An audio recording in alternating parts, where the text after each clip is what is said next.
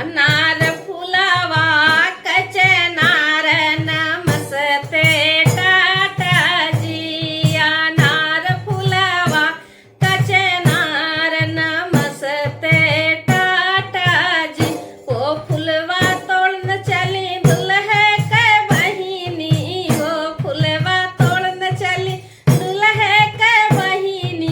उनके अंगूरी में गड़ी गए कांटा नमस्ते टाटाजी।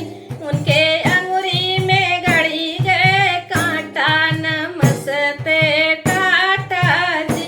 अनार फुलवा कचनार नमस्ते टाटाजी। अनार फुलवा कचनार नमस्ते टाटाजी। ओ फुलवा तोड़न चली समधी के बहिनी। ओ फुलवा तोड़न चली समधी के बहिनी।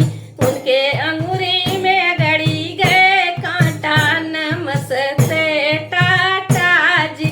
उनके अंगूरी में गड़ी गए कांटा नमस्ते टाटाजी।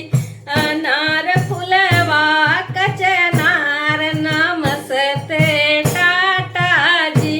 अनार फुलवा कचनार नमस्ते टाटाजी। ओ फुलवा तोड़न चली बराती के बहिनी। ओ फुलवा तोड़न चली बराती के बहिनी। उनके अंगूरी में गड़ी गए कांटा नमस्ते टाटाजी। उनके अंगुली में गड़ी गए कांटा नमस्ते टाटाजी। अनार फुलवा कचनार नमस्ते टाटाजी। अनार फुलवा कचनार नमस्ते टाटाजी।